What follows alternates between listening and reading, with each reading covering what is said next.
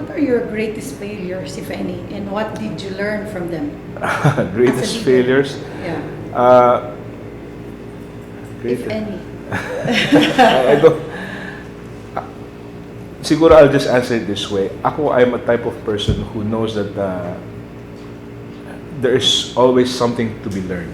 Okay. So Yes. I never come into office knowing all the answers, but I come into the office willing to learn every day. Okay. And I think over time, whatever knowledge I've acquired because of my willingness to learn has served me in a good way in terms of being able to reach the right decisions in most situations. So what was that greatest learning? What's the greatest learning Well, in terms of serving the people whom you said are suffering when Yeah. the bangus prices go down? do not expect there's anything in flooding? return. Okay. I think that's one of the biggest lessons that you have to have, or must learn as a public servant. The reason is because if you do good things, if you Yes. give a favor, if you help someone, do not expect anything in return. And I think once you start expecting things in return, then it becomes political. It's no Okay. longer in the true spirit of being of service. Okay, on a scale of 1 to 10, 10 being the highest, how will you rate yourself as a leader and why? I really don't want to rate myself, to be honest. Parang if I say 10, that's you're too arrogant. If you say 9, you're probably self-serving. You rate Okay. yourself too highly. So far as your delivery of I think services is concerned. siguro I'll just say that there is always something that can be improved. Okay. In terms of And the what are delivery of those? public services. Marami yan. In terms of, say for example, the way we come up with our architectural engineering plans, they could be a Yeah. little bit faster. Our OSBC, our one-stop business center, for example, we can probably shorten the processes if we automate some parts of the process that should be automated. Yes. So things can be shortened, things can be more efficient, and Okay. you always look for those opportunities to become more efficient. Yeah, how much did you earmark for the flood control project? The flood control project, magkano ba yan? Naka-earmark natin sa flood control? 100 something million. You know, this is the thing. If you really want to resolve the flooding problems at Dagupan, Yeah. the city cannot budget for it alone Yes. because it's too Of course. small. Yeah. So we really need the help of national government, the DPWH, even some of the senators. Yeah. That is the reason why we came up with the flood mitigation plan.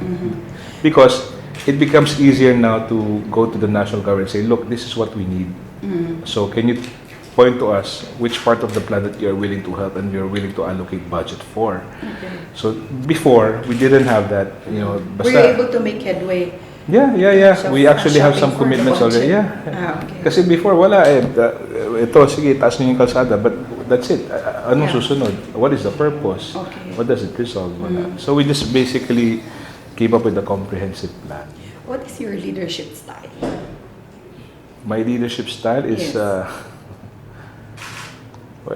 Paano ba leadership style ko? I always try to get as much information as I can from different people. I get all their opinions, and then I know ultimately I have to make the decision.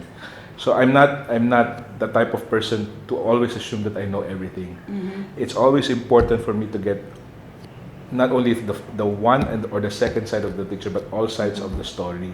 Okay. And so I always try to gather as much information as I can Before you decide. deciding. How long does that take? It depends. It depends on the kind of problem.